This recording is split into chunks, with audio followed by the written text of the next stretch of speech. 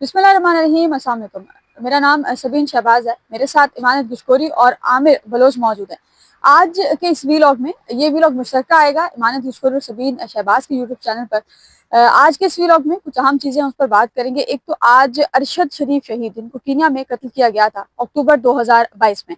उनको कत्ल करने के बाद सुप्रीम कोर्ट ने अस्कुद नोटिस लिया था और अस्कुद नोटिस उनकी वालदा की मौजूदगी में लिया गया था। लेकिन उनकी वालदा की वफात के बाद आज पहली समाअत थी। वफाकी आईनी अदालत में भी पहली समाअत थी, उनकी वालदा की वफात के बाद भी पहली समाअत थी। आज की समाअत का हवाला आपके सामने रखेंगे। इस केस में आज की इस समाअत में जो जज साहिबान हैं, उन्होंने अरशद शरीफ की दोनों बीवियों को कमरा अदालत में बोलने की इजाजत नहीं दी। कितना अहम है ये कि जो शख्स जो कत्ल हो जाए उसकी बीवियों को बोलने की इजाजत जो है वो होनी चाहिए।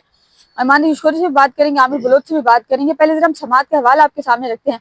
आमिर, जरा सीधा सीधा निकात आज की समाअत के बताइएगा कि आज एडिशनल अटॉर्नी जनरल जो हैं, उन्होंने भी आज की समाअत में वही पुराने बहाने जो अपनाए जाते हैं कि कीनिया जाना है, इन्वेस्टिगेशन जाके करनी है। अब उन्होंने आज एक तरह से अपने आप को बेबस शो किया है आईनी अदालत के सामने। उन्होंने कहा है कि जी हमने जो है वो मोफा को, यानी कि मिनिस्ट्री ऑफ फॉरेन अफेयर्स जो है, वजारत खारजा जो है, उसको हमने रिक्वेस्ट करनी है। वजारत खारजा ने आगे हमारी जो रिक्वेस्ट है उसको ट्रांसफर करना है कीनिया में और फिर हमारी मुलाकात करवाई जाएगी। आमिर, एक बात उन्होंने ये भी की थी कि जी कीनिया के साथ हमारे जो ताल्लुकात हैं वो अच्छे ताल्लुकात हैं। तो क्या एक सहाफ़ी जो पाकिस्तान में था फिर वो शहीद हुआ किसी दूसरे मुल्क में जाकर, तो एक सहाफ़ी की जिंदगी से ज्यादा अहम है ये तमाम तर चीजें?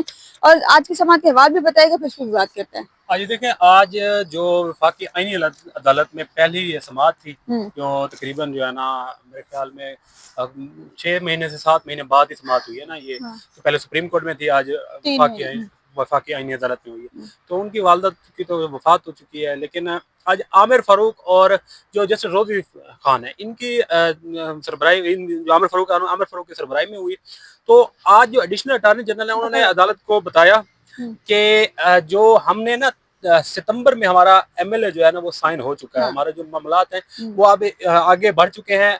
अब हमने 13 नवंबर को, उन्होंने बताया कि 13 नवंबर को हमने कीनिया को खत भी लिखा है कि दरख्वास्त की है कि जो जाए वकूआ है वहाँ हमने विजिट करना है और आगे इन्वेस्टिगेशन, कहते हैं बाकी इन्वेस्टिगेशन मुकम्मल है, लेकिन हमने क्राइम सीन पे जाना है और क्राइम सीन पे जाके आगे जो इन्वेस्टिगेशन है वो फाइनल करनी है। तो ये जस्टिस आमिर फारूक ने कहा है कि अब तो उधर कुछ बचा ही नहीं होगा, क्राइम सीन में क्या होगा, 3 साल बाद, 3 साल क्या मौजूद होगा।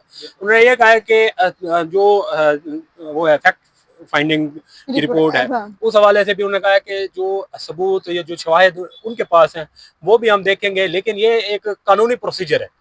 कानून हमने कानून के मुताबिक चलना है, ये कानूनी प्रोसीजर है। तो हमने जाके उधर वो करना है, क्राइम सीन पे जाना है और उसके बाद ही जो रिपोर्ट है वो फाइनल करनी है। अब 17 दिसंबर तक वक्त दिया है कि 17 दिसंबर तक जो इन्वेस्टिगेशन हो चुकी है या जो इन्वेस्टिगेशन आगे होनी है, आगे क्या करना है, ये सारी रिपोर्ट बना के 17 दिसंबर को अदालत में पेश की जाए। और फिर 22 से छुट्टियां हो रही हैं, छुट्टियों के बाद जो है ना फिर इनके ऊपर बहस होगी।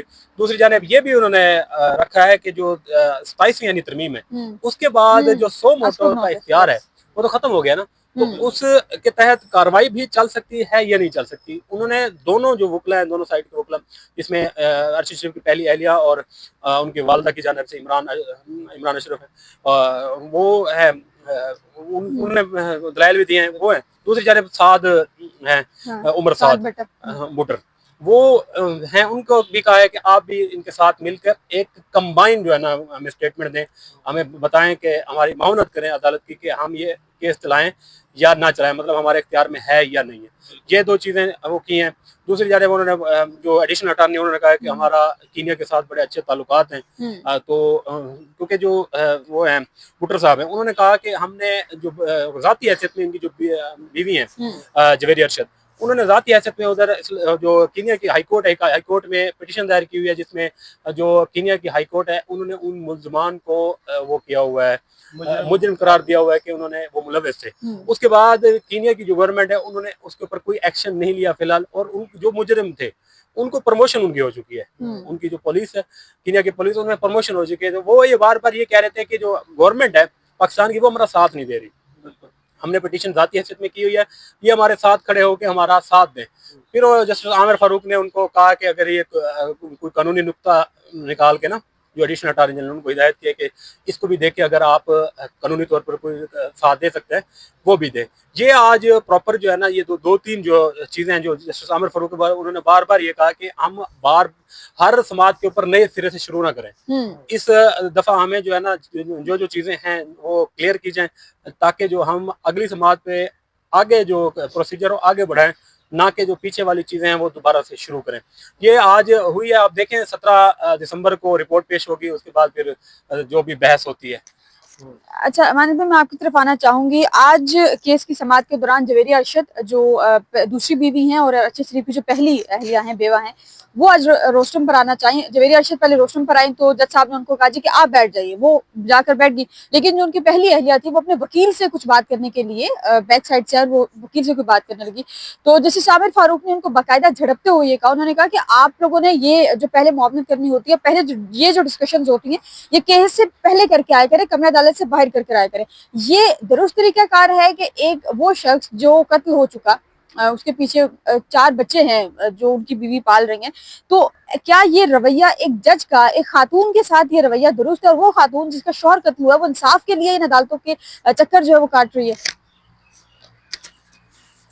जी बिल्कुल, जैसे आपने बात की कि जजेस की जानिब से जो उनको रोका गया, ये तो बड़ा ही एक अफसोसनाक सूरत हाल है कि एक जिनका शौहर, जिनका भाई, जिनका बेटा शहीद हुआ और दूसरे मुल्क में जाके, तो उनके साथ आपका ये, आप अगर इंसाफ नहीं दे सकते तो कम से कम आप उनके साथ रवैया तो ऐसा ना रखें कि उनको उल्टा, पहले वो दुख में है, अभी तक उनको समझ नहीं आती कि उनको इंसाफ मिलेगा भी या नहीं, क्योंकि बदकिस्मती से हमारे मुल्क में इंसाफ जो है मिलना, वो जो हमारा एलीट तबका है, अमीर तबका है, उनके लिए तो अदालतें भी रात को भी खुल जाती हैं। अगर सियासी मामलात हों तो रात 12 बजे अदालतें खुल जाती हैं, हुकूमतें गिरानी हो, हुकूमतें बनानी हो।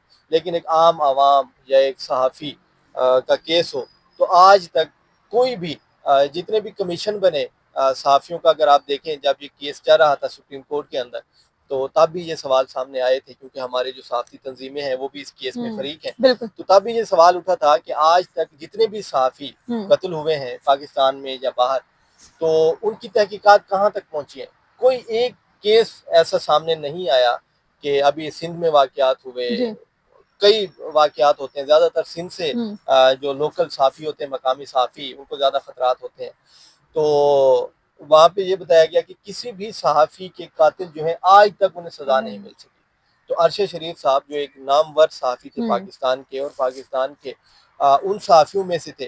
ठीक है, उन पर कुछ लोगों की जानिब से ये कहा जाता है कि शुरू में वो ऐसी खबरें देते, फलां उनकी जो थी सहाफ़त वो कुछ ठीक नहीं थी, लेकिन उनकी सहाफ़त ठीक क्यों नहीं थी, वो सख्त सवाल करते थे और वो ऐसी चीज़ें सामने लाते थे कि सिस्टम के खिलाफ अगर आप आवाज़ उठाते हैं तो फिर आपके लिए मुश्किल हो जाता है जहाँ रहना। और सबसे आम सवाल ये था कि जितना भी केस जा रहा है, जैसा कि आमिर ने तफसील बताई आज क्या हुआ, इसी तरह सुप्रीम कोर्ट में पहले चलता रहा और सुप्रीम कोर्ट भी यही कहती रही कि भाई आप रिपोर्ट लाएं, आप म्यूचुअल लीगल असिस्टेंट का मुआहदा करें, क्योंकि कीनिया के साथ हमारे मुआहदे नहीं है, कीनिया बड़ा हमारा दोस्त मुल्क है, तो हम उसे बिगाड़ना नहीं चाहते। किसी ने नहीं कहा कि आप उनसे बिगाड़ें, ना ही अरशद शरीफ शहीद जो हैं वो वापस आ सकते हैं। लेकिन कम से कम आप उन हालात को देखें पाकिस्तान में रहते हुए। अब ये पाकिस्तानी हुकाम कर सकते हैं कि अरशद शरीफ पाकिस्तान से क्यों गए। सबसे पहला सवाल है जो कि तहकीकात में जो JIT बनी थी उसका सबसे पहला, जिस पे वो जिस तरह हमारी सहाफत में कुछ असूल होते हैं कि आपने 5 Ws और 1 H को देखना होता है कि कब क्या हुआ, क्यों हुआ, किसने किया, कैसे हुआ, कौन था जिसके साथ ये सारा वाक़। तो आपका पहला काम था कि आपने देखना कि अरशद शरीफ पाकिस्तान क्यों छोड़ा उन्होंने, वजह क्या बनी। उनको धमकियां मिल रही थी, उन्होंने बार बार अपने सोशल मीडिया पर भी लिखा कि मुझे धमकाया जा रहा है, उनकी फैमिली ने बताया। अच्छा, वो जब चले गए जहाँ से, जिन हालात में भी गए, ठीक है, वो कैसे गए जहाँ से, वो भी एक बड़ी कहानी है, एक दूसरे पे इल्जामात लोग लगाते हैं लेकिन हकीकत कोई नहीं बताता। पहले तो देखें कि वो पाकिस्तान से क्यों गए, क्यों मजबूर हुए, किसने उनको धमकियां दी, उनको आप कटहरे में लाएं, उनके खिलाफ तहकीकात करें। आपने उनके खिलाफ कोई कार्रवाई की? उनकी वालदा ने सुप्रीम कोर्ट में दरखास्त दी थी जब वो हयात थी, तो उन्होंने सुप्रीम कोर्ट में चीफ जस्टिस उमर बंदियाल थे, उनके सामने वो पेश भी हुई। वो आप जाहिर सी बात है, उनके बेटा शहीद हुआ है तो बहुत ज्यादा वो दुख में थी।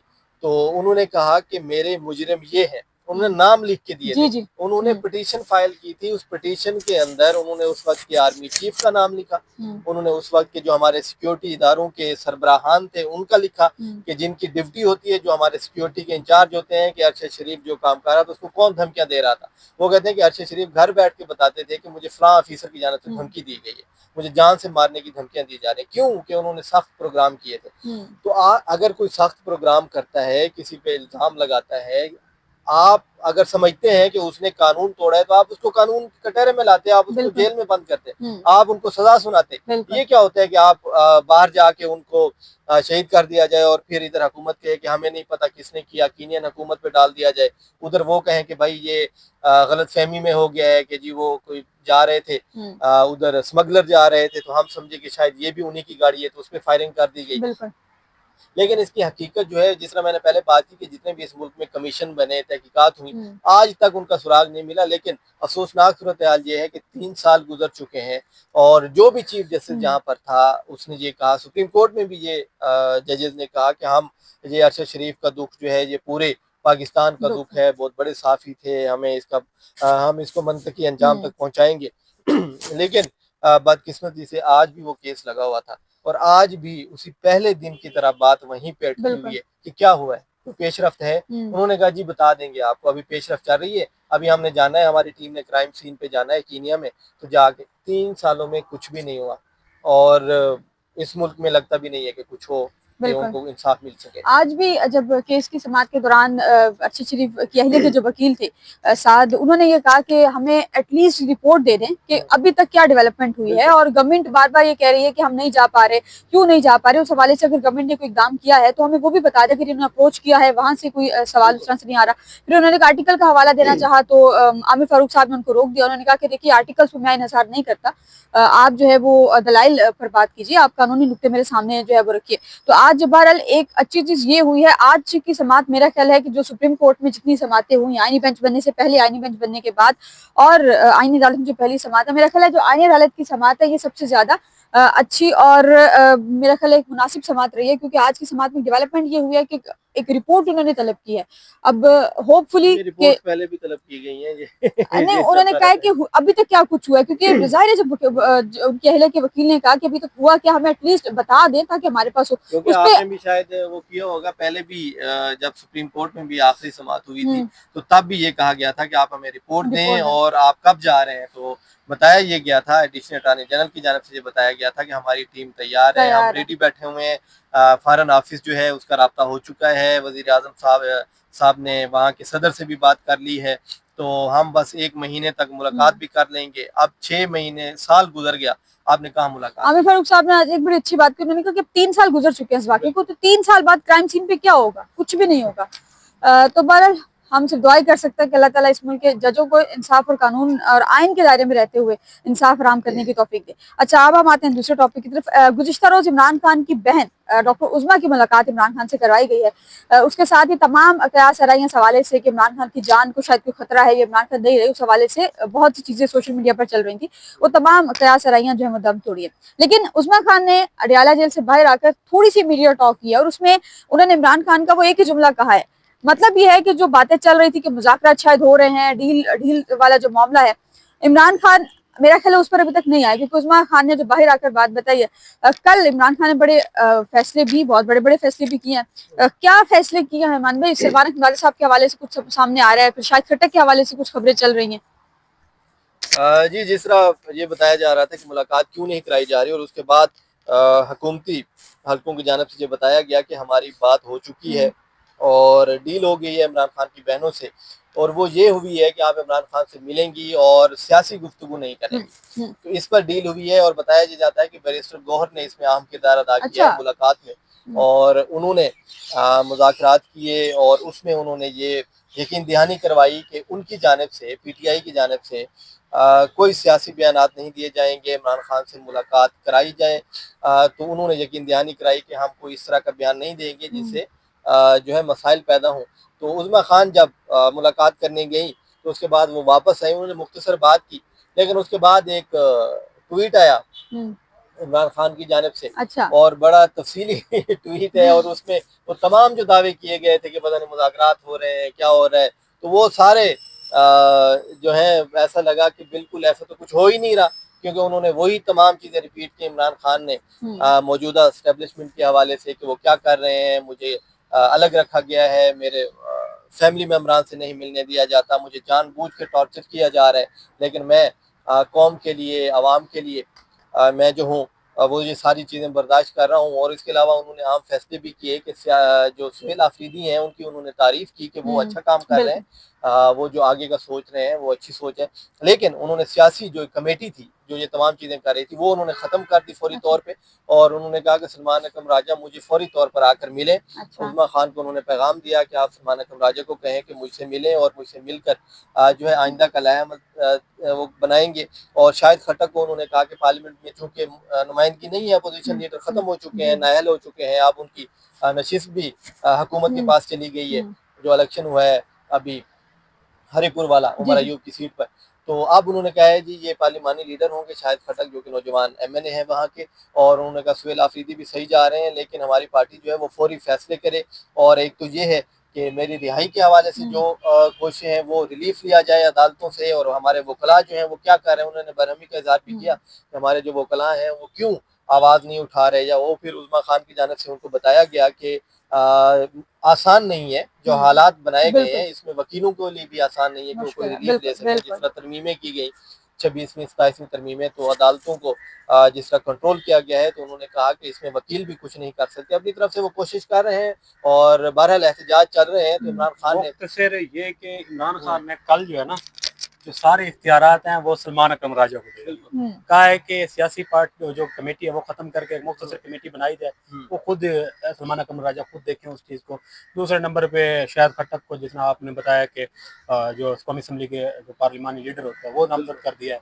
तीसरे नंबर पे जो अभी पाकिस्तान बार के इलेक्शन होने हैं 13 दिसंबर को, उसके हवाले से भी वाज़ेह हिदायत दी हैं कि जो बार है इसमें सलमान अकरम राजा और जो हामिद खान ग्रुप है, मतलब सलमान अकरम राजा की हिदायत होंगी और हामिद खान जिनका नाम लेंगे, जो पीटीआई के जो वकला हैं वो उनको ही वोट देंगे, जो निमरान है। राजा खुद भी उम्मीदवार है, और दूसरा नंबर पर सुहेल अफरीदी के लिए हिदायत ये जारी की गई है कि जो ILF है, खैबर पख्तूनख्वा के वकला बार्स हैं, ILF है, जो भी पीटीआई से रिलेटेड वकील है, सबको सुहेल अफरीदी खुद देखें और उनको कोशिश करें कि वोट हैं वो पीटीआई के जो जिनका नाम सलमान अकरम राजा और सियासी एक्टिविटी जो है वो क्या है कि सियासी आप जारी रखें और खामोश ना बैठे, सियासी जो भी चल रही है उस पर मुतहरिक नजर आए। पीटीआई तमाम लोग, चाहे वो सूबाई सतह पर हो या कौमी सतह पर हो, इंतखाबात में भी, सियासी में भी, और कमेटी को एक्टिव बनाए। साथ ये भी राजा को मुलाकात के लिए बुलाया। साथ ये भी कहा है कि जो विकेट के दोनों तरफ खेल रहे हैं उनकी कोई जगह नहीं। मीर सादिक और मीर जाफर इनका जो फेवरेट डायलॉग है उन्होंने वो अपनी पार्टी के जो लोग हैं उनके लिए भी इस्तेमाल कर दिया है कि वो विकेट के दोनों तरफ खेल रहे हैं, वो भी अपना बोरे बिस्तरा बंद करें और पैक करके निकलें। तो अब आप आगे बिल्कुल आप कुछ ऐड करना चाहेंगे मानस? बस ये अब तक की जो है वो अहम अपडेट्स थी जो आप तक पहुंचाना जरूरी थी। फिलहाल के लिए इतना।